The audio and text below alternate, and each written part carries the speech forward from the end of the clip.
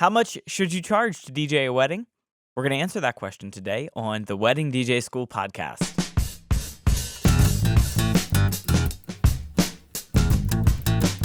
Hey everybody, my name is Josh Mitchell, and this is the Wedding DJ School podcast, where the goal is to help you grow and build a DJ business that works for you, even if you're just starting off. So if you know nothing about the wedding DJ industry and you're just dipping your toe into the water, you are in the right place. I am delighted to be with you that we can talk about these things together. Today's topic is about pricing wedding DJ services. So the question that we're going to answer is, how much should you charge to DJ a wedding? How to think, in other words, about pricing when it comes to DJ services. And I definitely want to give you a really solid answer on that and just a good thought framework as we move forward. Before we do that, just a couple quick things.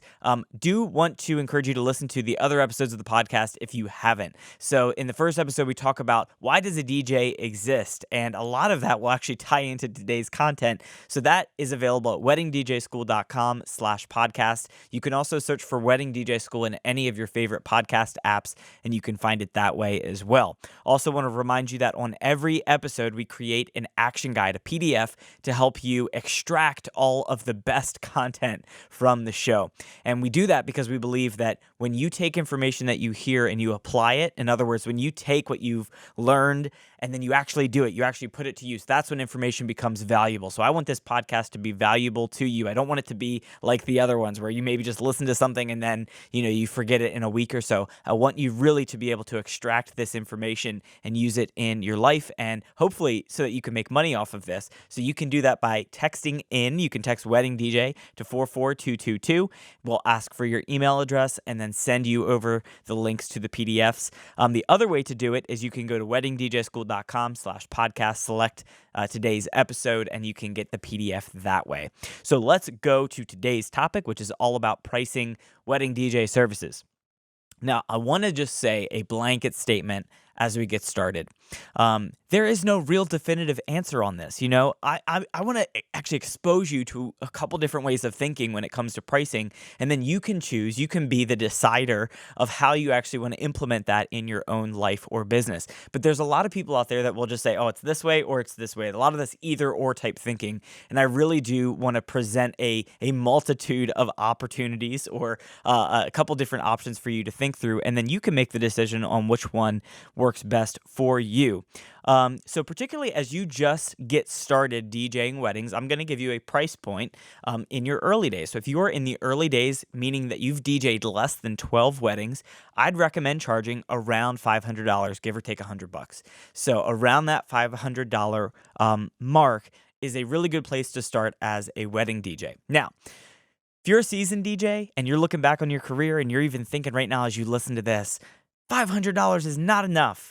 I get that. I understand that. This is just one perspective. So I would say if you're just starting off, $500 seems like a lot of money. You're going to DJ a wedding, or maybe on the other hand, you're thinking, wow, that's not enough. I'm not sure that I want to do it. But here's the thing. If you are just starting off, $500 says, I'm just starting off, and that's okay. You want to communicate an expectation to your client that you haven't DJed 100 weddings yet, and that's totally okay in your early days. So I DJed over a dozen weddings at around that $500 mark, and here's the thing. There are not a ton of $500 DJs that are out there, because once you get really good and your name gets out there and you've got a ton of gigs under your belt, you're going to be raising your prices. So here's the thing, though. The people that are looking for an expensive DJ or somebody that's a little bit less expensive, they are going to hire you. So you're actually going to be more likely to get hired and get a ton of weddings under your belt if you're at that price point. But it's not going to be forever. You don't want to be at the 500 price point forever, because in some ways it kind of devalues the DJs that charge more and offer the same thing. So unless you're doing just a ton of volume and it's the only thing that you're doing and all you're doing is setting out a ton of DJs at that price point, it's probably not profitable and you're going to want to raise your prices. So I kind of have this track that I'm going to offer you to think about. And this is just kind of the quick answer. So, if you're looking just for a quick answer today, here it is. And then we'll talk about some other ways of thinking about it. But for your first dozen or events, think about that $500-ish price range. And in that phase, you're going to be able to earn that money, be able to invest it back into the business, purchase music, have your liability insurance, all these things that you have to do to get your business going. You can do all of that by charging about $500 per wedding. Well, you're going to get to a point where that is not cutting it anymore, and you're going to know it because you're going to start feeling like you're doing a lot of work for not a whole lot of money. And that is when it's time to raise your prices. And that's when I would say go to the 700 to below $1,000 mark for your next 12 weddings. So this is kind of a track. So you're in your season one. This might be a year or year and a half where you're charging around that $500 mark. And trust me, at that price point, you will get gigs, weddings. Then you're going to want to raise your prices a little bit more because you want to, make some more money, and you're going to go in that sub $1,000 range. Now, depending on your skill set, the kind of equipment that you have, your level of confidence, you might even be able to kind of mesh these two together. We'll just call this whole category, this first kind of 24 weddings is in that sub $1,000 range. And that's going to allow you to really get a lot of experience on microphone, behind your turntables, interacting with guests, planning the timeline, sending email communications, meeting with clients, and really earning your keep, kind of doing your time, as we talked about in one of the other shows. But you're also earning money, real money. So you can add that up for yourself, depending on which level or what price point you're comfortable with. If you do 24 weddings at that cost, think about how much money you'd be able to bring in and how much of that you want to invest back into the business, how much of that you might want to set aside to keep for yourself. Full disclosure, one of the ways that I was able to build my business and get to where I am today is I took all of that money from those early days and put it back into the business. So all of that money went into growing the business because I really wanted to get the best stuff for my clients to be able to create the best experience possible. So just giving you a perspective there. And then when you're in, your next phase, when you're feeling really confident, you've got a lot of great endorsements, a lot of people are recommending you, and you're feeling really good about your just ability to pull off a fantastic experience, then I would recommend charging $1,000 to $500.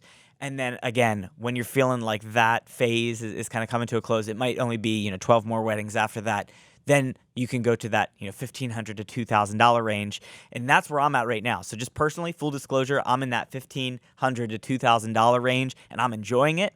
I'm getting less weddings than I used to, but that's actually one of my goals. Is I'm not trying to DJ every single wedding of the year. I want to set aside time to do things like this. So it's all based on what goals you have and what kind of income that you want to be able to earn from this. So in terms of charging for weddings, that is a pricing track that I want to offer that to you as a suggestion to think about so that you can get into the industry, that you can get hired. And you might be wondering, if you're setting your price at $1,000 right out of the gate and you've never DJed a wedding before and nobody's hiring you, you might want to lower your prices to say, hi, I want to get into this. I want to prove myself that I can really do a good job at this. And who knows, maybe after 5 events. But here's the big takeaway here. Here's the big takeaway.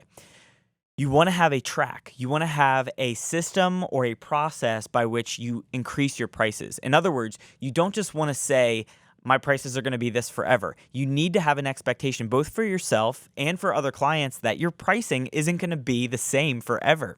I experienced this in my own business where people contacted me and they said, hey, I heard that you offered so-and-so this price. Why can't you offer me that price? And I had to explain that is because every year I increase my prices. I increase my prices so that I can continue to grow the business, pay for expenses, repair my equipment, etc. And usually people will pay that higher price because they really want you as their DJ. So again, just something to think about in terms of that pricing track. But I believe that you can get up to $1,000 once you've DJ'd around 24 weddings or so. And the reason I say that is because you've really got to have a good body of evidence to say that you're a fantastic DJ if you're going to be charging $1,500 to DJ a wedding. That might sound like not a lot of money to you, but for the clients, and it all depends on your area, they're going to have a certain expectation at each price point, which leads me to the next section. So our next section, we're going to be talking about expectations when it comes to pricing.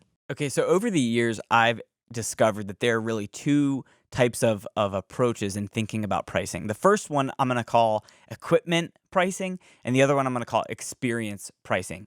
Under the equipment pricing mantra or the equipment pricing approach, it kind of goes like this. I invested $3,000 into my speakers, so I want to charge $1,000 at this wedding because I'm bringing a whole lot of equipment. I'm bringing a whole lot of stuff. I want to be able to, get paid well for that. I'm going to bring more microphones, then I'm going to charge you more. I'm going to bring subwoofers, then I'm going to charge you more. You're charging the client, or the DJ is charging the client based on how much equipment that they're bringing. So their pricing is very closely correlated to the equipment. The other approach, the one that I'm going to call the experience pricing, is all based on the end result. So it's less about what are you going to bring and more about what are you going to provide. What end goal, what result are you making happen? So in this category, we talk about things like non-distracting elements. We talk about engagement. We talk about people having a blast on the dance floor. We talk about creating a vibe, a mood, an energy, a feeling. And this is all about the experience, because under that model, it doesn't matter what you bring or what you use to make that happen.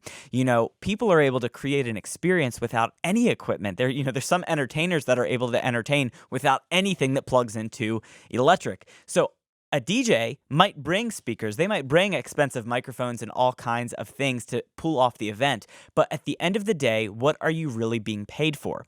Under the equipment pricing mantra, the DJ believes that they are getting paid because they're bringing all this great equipment, and they're the DJ, getting compensated for all this investment that they've made. Under the experience approach, or the experience pricing, the client believes that they are paying you to provide entertainment, that they're paying you to provide a feeling, an experience, in essence, at the end of the day.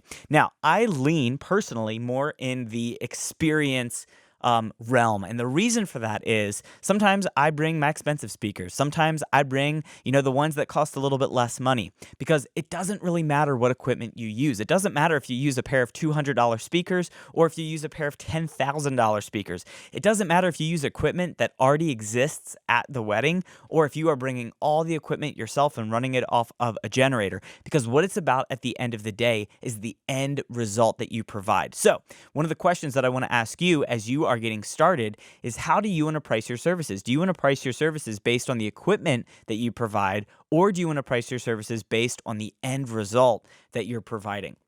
Here's kind of a secret or a hint or something to persuade you in the experience direction is think about what the customer is paying. Think about what the client is thinking of in their mind when they're paying you the money. Usually they're not thinking about speakers and cables and all of the little technical things that you know about. Think about it from their perspective. They want to know, are they going to be able to pull off a great night? Are they going to be able to execute all the details to make this thing come to life? And if you can, they could care less what you actually use to bring to pull that off. Now, I should say, just as a caveat, some events do require extra speakers. Some events require less speakers. For myself personally, one of the ways that I've dealt with that is that I just charge a flat fee, and what you get is what you get. So if you need 6 speakers at your wedding, I will provide that at your wedding, because I am more concerned about the experience that I am giving the customer than I am about nickel and diming them for each element of my setup. Now, if you have a very small setup and you need to rent things out, or you need to rent things when you don't have equipment, you might be under a different circumstance, and maybe the equipment pricing model is something that you can use for a season so that you can obtain the extra equipment when needed. So for instance, you're doing an outdoor wedding and you need to get an extra set of subwoofers, or you need to get an extra pair of speakers for cocktail hour, or whatever it is, and you need to rent those from an audio provider in your area. You might want to charge the client extra cost for that so that you can reimburse yourself, so that you can put that money out to get that rental, but that it's not actually coming out of your bottom line. So just different ways of thinking about things. And none of them are wrong. None of them are necessarily like the end all be all. Like I said, these are just different approaches, something for you to consider. Here's another approach, or another kind of mental model for you to consider, which is the dollars for hours paradigm. The dollars for hours paradigm. And it goes like this. You work a certain amount of hours, and then you get paid an hourly rate for what you worked. In the business world, or in the common marketplace, you go into work, you clock in, and you get paid for the hours that you were at work. But when you run your own business, this gets kind of murky. It gets kind of there's a gray area, because what about the time when you're driving around listening to new music that you might want to DJ? Are you getting paid for that time? What about the hour that goes into preparing the contract? What about the hours that go into creating the timeline and thinking through all the little details and calling the venue venue and making sure that you have appropriate power and all of that stuff. The dollars for hours paradigm under this, in the wedding DJ industry doesn't always make sense, because you are going to spend maybe 6 hours at the actual wedding venue. But what about the 600 hours? That's not a true number. I'll say 60 hours. That's not even true. 16 hours that might go into it before that. Now, every DJ is different, especially when you start off. You should expect to put in some more time into preparing and planning weddings than as you get more experienced. You might not put as much time in before every wedding, but I really put a lot of time into preparing every wedding that I DJ, because it's really important. It's really important to think through the timeline, to think through, do I have all of the necessary information to make things very clear for guests when I make announcements? Do I have all the appropriate information about the people that I'm going to be entertaining and directing, and just helping them to have a great time? So that requires a lot of time and communication and tracking all of that stuff in very clear buckets. So I use Google Docs personally to collect that information. But you need to be compensated for that appropriately. So that is why the dollars for hours paradigm doesn't always work. However, I did it for a lot of years, so I'm kind of talking down on that particular approach, but I did it for a lot of years. So what I did was I would say, okay, I'm going to DJ your wedding for 8 hours. Here's the cost for that. Oh, it's only a 4-hour wedding. Here's the cost for that. It works, and it does. A 4-hour wedding might not be as much work as an 8-hour wedding, or the time that I did a wedding that went until 3 o'clock in the morning at a hotel, and it was amazing, but it was also very long. So you need to think about, at your season right now, for where you're at, and the season of business that you're in, what approach is going to serve you. So I did the dollars for hours approach, but recently I've abandoned it, and I've used a new approach which I really enjoy, which is the flat fee approach. And the flat fee approach goes like this: you set a flat fee, and that's what it costs. So you're going to be there for 8 hours, flat fee. You're going to be there for 6 hours, same fee. Oh, it's only a 4-hour wedding, flat fee.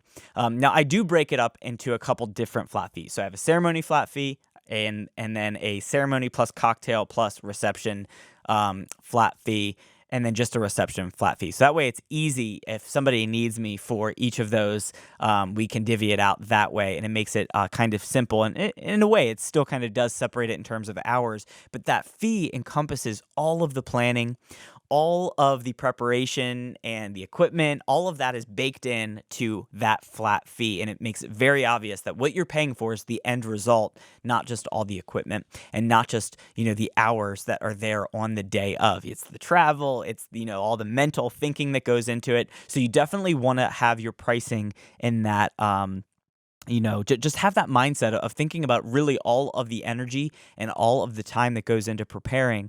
That needs to be included in your pricing and just in your mindset, really, so that you have that going. And again, you can choose, as you grow your business, to try different models. You might want to try the dollars for hours approach for a season and see how that works for you. You might want to try the flat fee approach and see how that works for you. There is no end-all be-all answer, like I have said. Here's a question that you might have, and I'll ask it, and then we'll explore both answers. So, should you put pricing on your website? Should you put your pricing on your website? So, if you do put pricing on your website, here's what's going to happen. People are going to self-select, or they're going to decide not to hire you, and you're not going to know about it. So if you are trying to turn customers away, you can put your pricing on your website, and then they are going to go somewhere else if that pricing is too high or too low. So for instance, if somebody is looking for a really experienced professional DJ, if your pricing is $300 on your website, they're going to think to themselves, this person must not be serious. I'm going to move on to another wedding DJ that takes themselves more seriously, where their pricing might not even be on their website. On the other hand, if you're like me, right now I have my pricing pretty high on my website, and I don't get as many inquiries as I used to, and that's okay. For where I'm at right now, I actually am looking to have a small batch of clients per year that I can put a lot of energy and attention into, and that's where I want to be right now in my own business. So it really depends on that approach, on how you want people to self-select. If you don't put your pricing on your website, it allows you to enter into a sales conversation with the client, which means you have to be prepared for that sales conversation. So here's how that works. Somebody reaches out to you, they say, "Are you available and what's your pricing?" And now you have the opportunity to interface with them, to go back and forth and to have that conversation about what are their needs.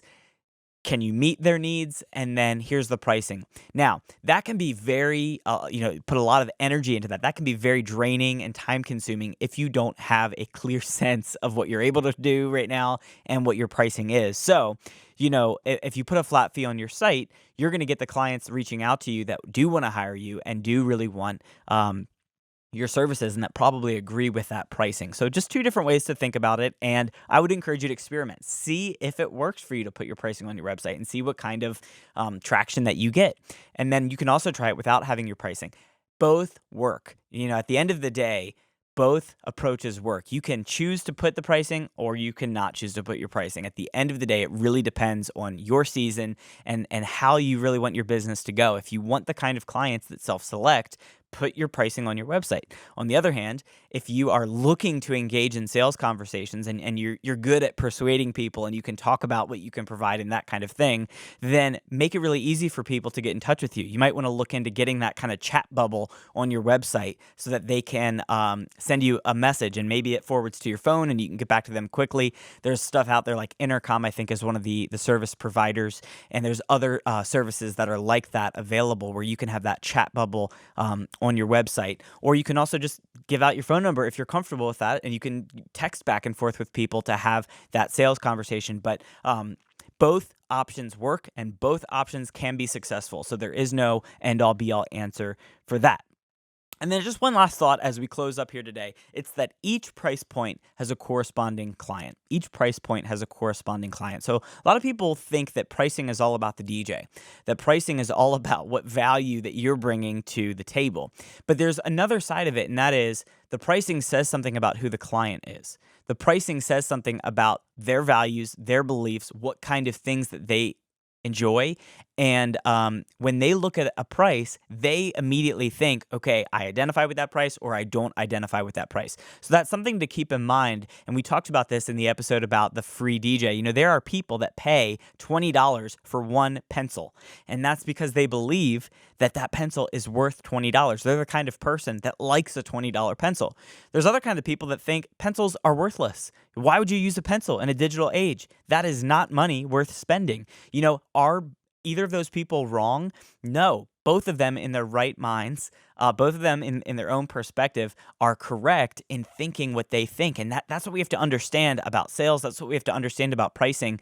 Pricing says something about who the person is. The kind of people that will buy a $20 pencil is the kind of person that values a $20 pencil. The same thing is true of a DJ. The kind of person that hires a $500 DJ is the person that believes a DJ is worth $500 and not a penny more. So I have found that a lot of the lower priced clients tend to be a little bit higher expectations, a little bit more, diva-esque. And there's nothing wrong with that. It's just in that price point, at least in my region, I'm in the Maryland area, the $500 price point tends to come with this, wow, we're paying you a lot of money and we have a lot of expectations. And what I've experienced is that the clients that pay twice that, 3 times that, have a way of trusting you more, and they just have a different approach. They look at it as, I'm going to pay you over $1,000. I trust you. You're the expert. Let's see what you got.